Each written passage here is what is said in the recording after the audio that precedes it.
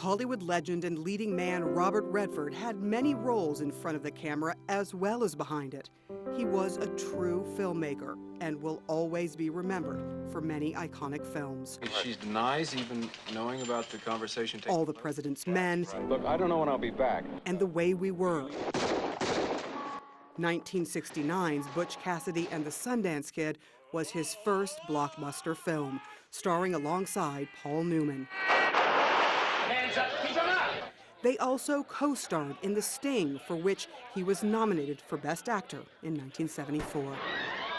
Redford was cast as the romantic leading man in films like The Great Gatsby and Out of Africa, a label that followed him throughout his life, even as he became older. I didn't see myself the way others saw me. I was kind of feeling trapped because I couldn't go outside the box of leading man or good-looking leading man. It was very flattering, but it was feeling restrictive. So it took many years to break loose of that. Redford won a Best Director Oscar in 1981 for Ordinary People. He directed A River Runs Through It, Quiz Show, and many other films. A native Californian, he was born in Santa Monica in 1936. As Los Angeles grew, so did Redford's love for protecting the environment. I grew up respecting nature because what happened to Los Angeles. It was a city as a child during the end of the Second World War that I loved, and it was a beautiful city, and the air was clean. And then what happened after the war was suddenly there were skyscrapers and there was pollution.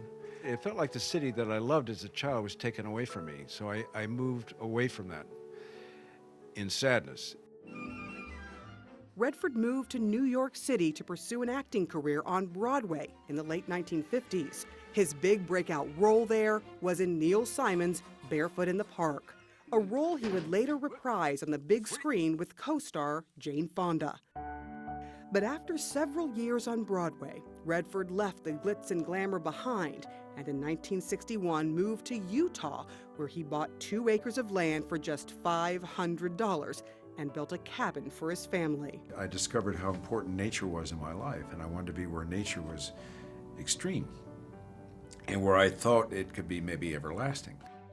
An avid environmentalist, he bought more land over the years in Park City, Utah, and turned it into the Sundance Institute in 1981, a nonprofit dedicated to independent filmmakers.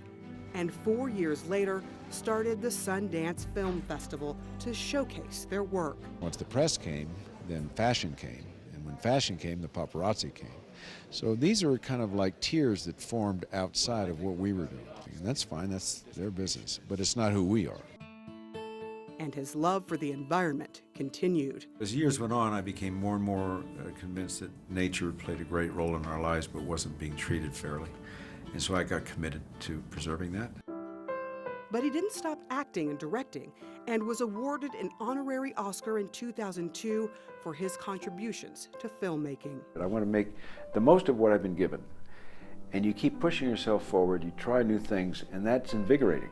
I guess I found out that rather than retiring, that just feels better. Just keep moving as long as you can keep moving.